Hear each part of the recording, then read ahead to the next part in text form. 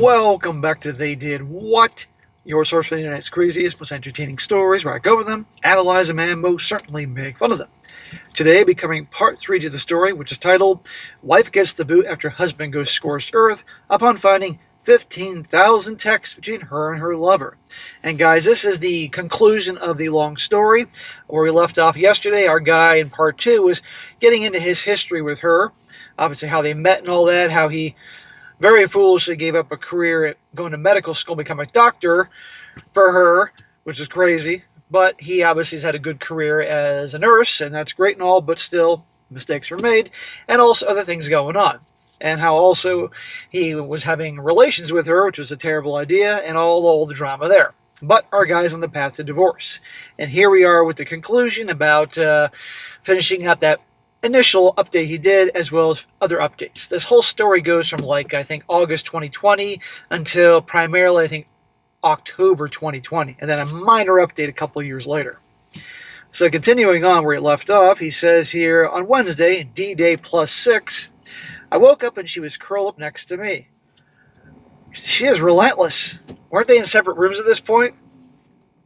I removed myself and did some light exercises. I've been working on my resume and getting applications out. I might be working in Seattle by the end of the year. I love my parents, will miss being 20 minutes away, especially as they become old, but I cannot stay in this city.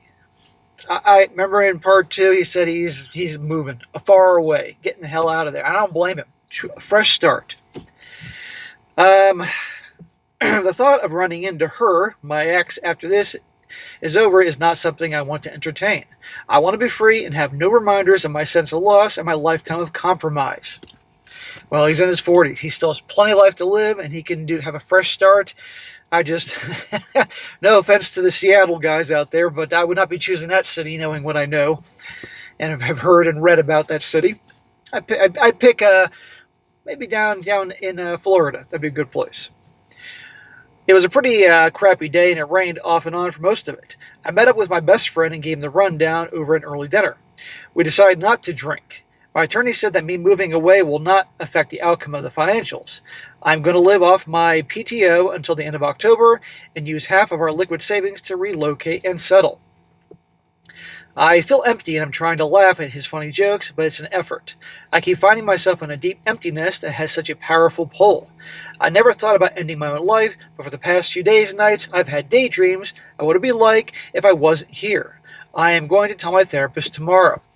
It's totally normal. I think he's feeling that for a lot of reasons, and not necessarily because of her and how he once loved her. I think it's him looking like I wasted so much of my life over her. Look what I gave up for her and her daughters and all that, But ending it, no, that's not the answer. There's too much good things out there to live for. You want to end it over some a-hole like that? No, there are people that care, and he's got friends, he's got family, My soon-to-be ex has been going to the library. I've been watching through Google and reading relationship books. I've been reading Chump Lady. It's great stuff. She got a call from her work, and I eavesdropped on a small portion of the conversation. But I know she has a meeting tomorrow. Despite her claiming to be sick, she'll be in bed again just like the past few nights.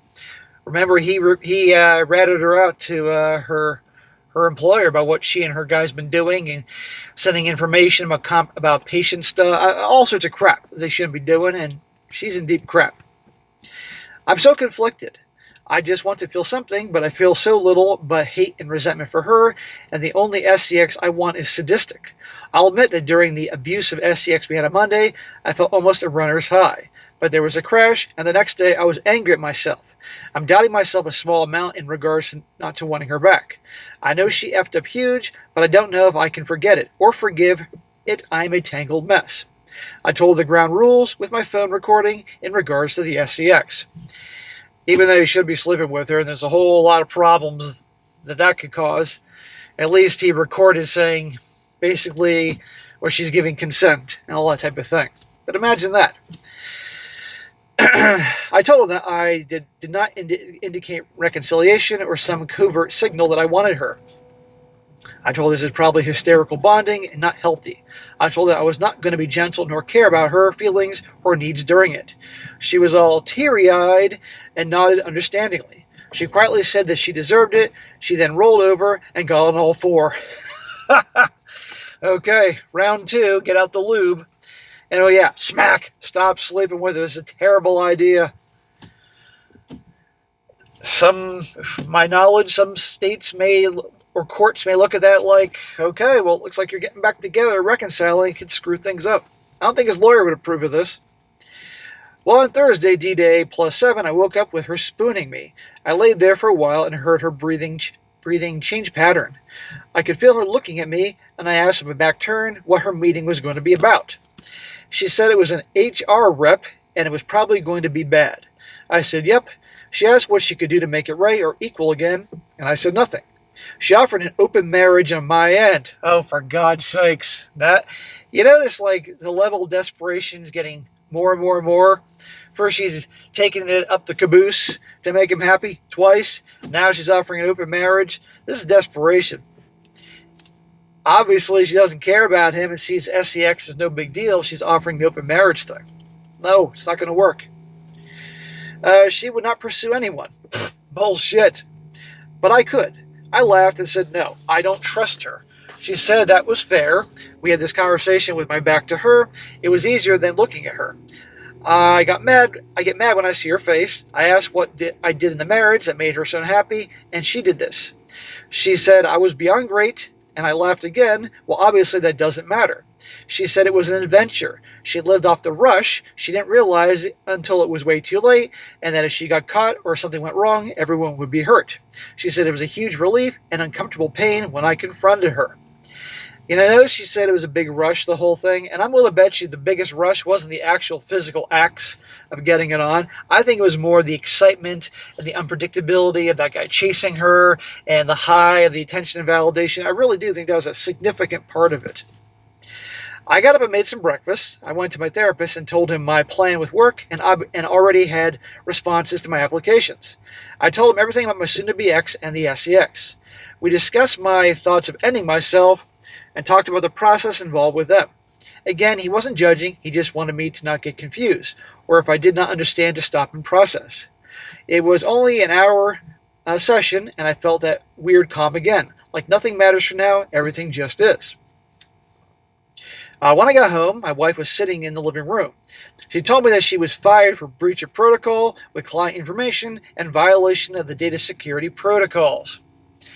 Couldn't have been a nicer girl, but this could screw up the alimony thing. Well, she's out of work, and he's working, and some judge might see that as she needs more money in alimony. I wish she would have waited until after the divorce. I said, well, that's too bad. I exercised and made a dinner. She joined me. We didn't say much. While we were sitting in the living room, she told me that the affair partner had been fired as well. Well, that's good. I asked why not. They were both free now. She could fly out to see her soulmate and have all the fun they wanted now. Yeah, there you go. Well, you're both going to be single now, so go have fun together. But I love you. She said I was the only one she wanted. Bullshit. I said, no, you had me all of me, and it still wasn't enough. I told that in nearly 20 years of work and our relationship, I've been approached and hit on too many times to count. I managed not to fall in love or F anybody else. Now I'm bitter and angry because of the compromises I made. There you go. So many guys say this, like they'll stay true and blue to their girlfriend or wife all the years, or maybe they do the long-distance relationship in college, and these guys have opportunities. They know these women like them, and they don't cheat because they're honorable guys. And then they find out that the woman they, went against, declined offers from, that their girlfriend or wife was cheating on them all along. She asked me about what compromises, and I told her my wanting to go to medical school, but decided to get married and be stable. My not wanting children, but being there a part of her. I accepted her kids and compromise. I said I made those compromises for our love. But obviously I had misplaced my trust and love in her. I told that if I could go back in time, I would tell my 26-year-old self to pass her up. She again asked what she could do to bring us back together. Well, get on all four again and get out the lube. No, there's nothing she can do. This is why I do what I do, guys, to tell guys to focus on their purpose. The purpose comes first, not some chick. He could have gone to medical school, become a doctor, because obviously he wanted to do that, and he could have met somebody else. Come on here. I told her that I will never compromise for her again, and that means we really can't have a healthy relationship. I told her I would never love her again, and that at best I would treat her like an SCX toy. Well, she obviously kind of likes that. Otherwise, she wouldn't factor into my plans or thoughts. I told her it was just a week ago. She was the first person I thought of when I woke up and the last person I thought of when I went to sleep. Now it hurts too much to think about her. This poor guy, but he's going to be okay. I'm going to walk away from this. I feel like it's starting to constantly remind me of things. I cannot thank those kind people that I could chat with who have shared their pain and stories that have helped me.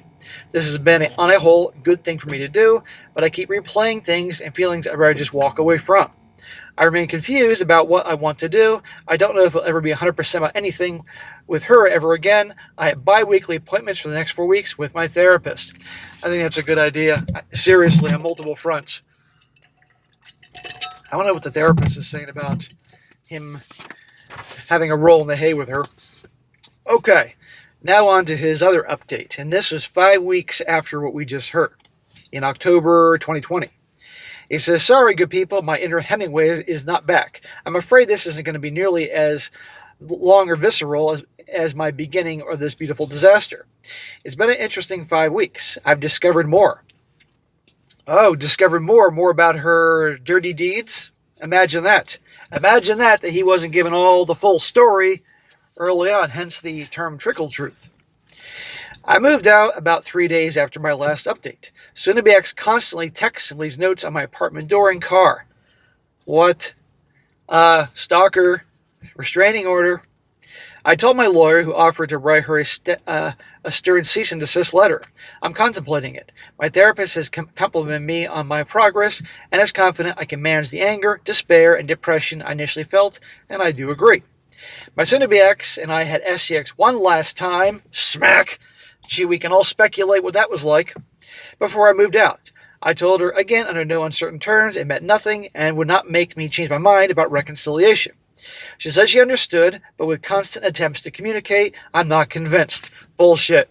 In her mind, she thinks that she can wear you down and you'll give her a second chance. Because remember, this is the guy that compromised his dreams for her. So in her mind, I can just wear him down. He's that nice guy deep down and I can get him to cave. Well, no. She was served notice of the filing a divorce petition the first week of October. The love bombing and attempted hovering has been borderline psychotic. The earliest hearing is maybe in January. If she stays true to her word, it will be quick.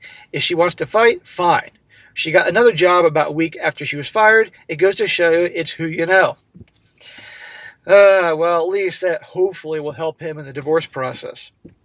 Anyway, I'm good. I've acknowledged her shortcomings as a person and as a spouse. I told her I'd never forgive her. I merely accept it happened and live my life from there. I had 2 unexpected surprises over the last 3 weeks. My stepdaughters came to visit me. That's interesting. I told them point blank that if their mother put them up to this, they didn't need to do it. My oldest insisted. It turns out they had a lengthy discussion with their mom regarding the sordid affair, and our relationship came up for discussion. My oldest stepdaughter had always carried a huge chip on her shoulder when it came to me. Well, sounds like she's a bitch. Well, she apologized for that. It turns out that her assumptions about me were incorrect. Okay, well, that's nice to hear, but that doesn't take back the fact that she's always been a little bee. When I was introduced to them, my soon-to-be-ex and I had been dating about 4 months. There was definitely overlap with the on-off guy. And before we dated, my soon-to-be-ex had been in an on-off relationship with a man my stepdaughters had not met. My stepdaughter's first husband had cheated on her, and she tried to reconcile. They did it for about a year, and then she decided to have a revenge affair. If she has a history of cheating, then it's going to happen to you. Cute an on-again, off-again guy. Well, my stepdaughters thought I was that guy. Their father spent most of their lives shit-talking their mother for cheating, but also never disclosed that he had cheated as well to them. Well, no surprise, the dad's a scumbag, and obviously, who knows, who knows, it could be a totally incorrect story that the wife made this whole thing up. But regardless, let's just say that her the stepdaughter is real dad is a jerk. So long story short, my oldest stepdaughter apologized and asked for forgiveness due to all the issues she caused. This was an effed up weekend. Well, we're getting divorced. I'm probably not going to see much of you after this whole thing. Again, showing the effects of infidelity and dishonesty. I wish to address the accusatory statements about the SCX my soon-to-be ex had requested while I was making preparations to leave. Here we go. Now we're getting to some interesting stuff here. My soon-to-be ex has always been into, wait for it, BDSM. Hence, it didn't take too much convincing to get her to get on all fours and go for the backdoor loving. I was not into that at all. The whole point of that was I did not provide the aftercare for her. Hell, I took classes and attended workshops on being a dom. I did it to make her happy. I'm done making her happy. She lost that privilege. She lost my respect as well, something that is pretty much the death of the marriage. Let me guess. She had that dom-sub relationship with the dude she was having an affair with. Surprise number 2 was a longtime coworker. She works in another department. I decided to stay as a PNN worker as needed part-time. Well, needless to say, it's been interesting. She found out about my pending divorce and all the gossip in the hospital. I've taken to wearing my wedding ring on a chain now. I told her after she insisted she take me out for a drink and that one way or another, I wouldn't be around for a lot longer and had zero interest in any type of relationship. She just smiled and squeezed my hand and then told me that she had no intention to be with me forever. She just wanted to F my brains out and try me on.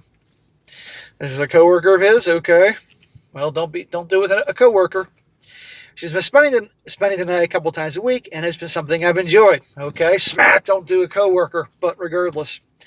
She even helped me pack my carry-on and drop me off and pick me up at the airport for my interview in Seattle. I crushed the interview. I got a call from a travel agency that also had numerous opportunities for me.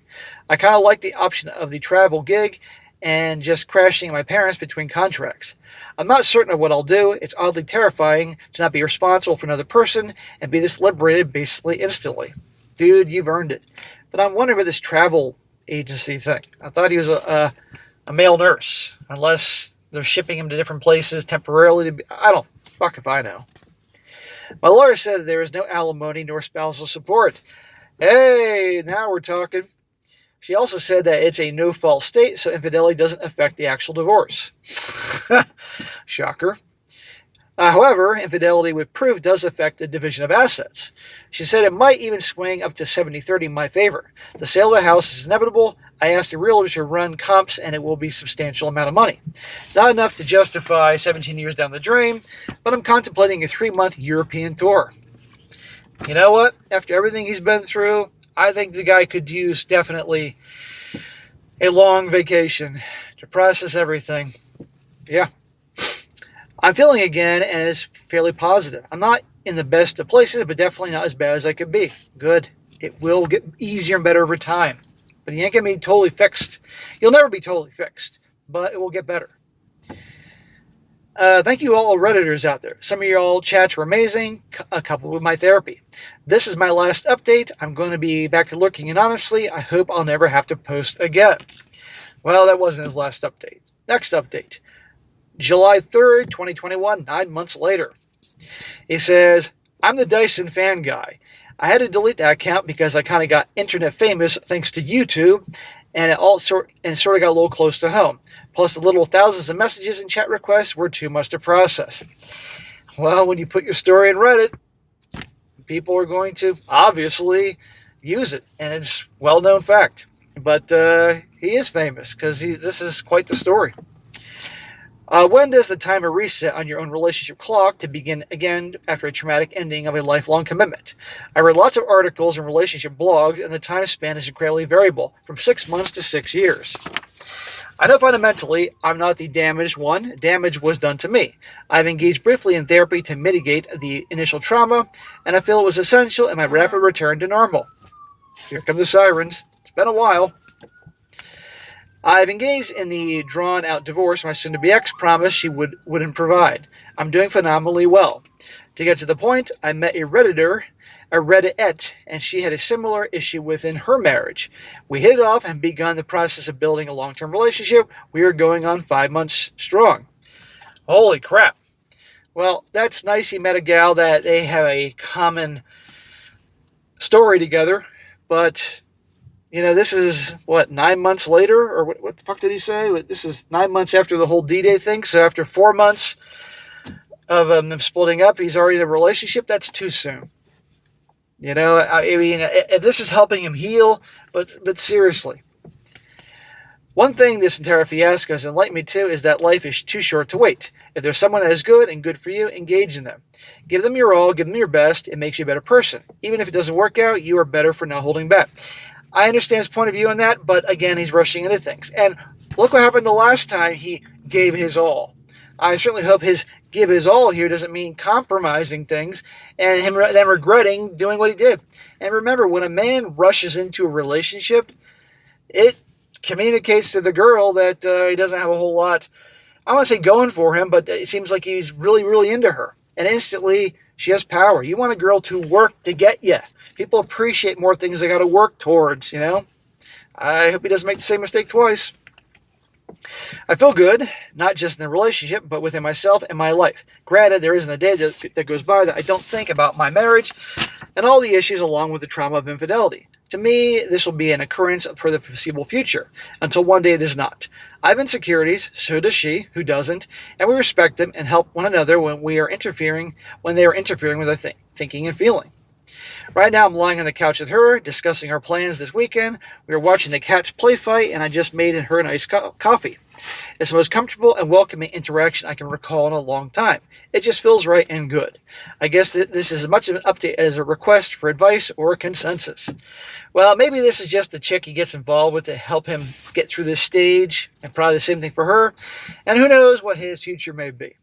And last but not least, a super micro update a year and a half later, in January 28th, 2023. And he says, and this is very quick, he says, I'm here. It's been an interesting 26 months. I met someone, and I've fallen crazy in love. Ugh, smack. I'm assuming that's the same girl. I want him to be happy. We all want him to be happy. I just don't make the same mistake twice. But hopefully, the universe, God, smiles upon him, and he has a better second half to his life. But anyhow, guys, there you go. That's the story of the Dyson guy and the 15,000 text. And the ex-wife is toast. And man, she did try to get him to take her back. She tried everything. I'm glad this guy didn't back down. And I'm assuming, obviously, he made out pretty darn well in the divorce. I mean, that's great. There was no alimony or spousal support.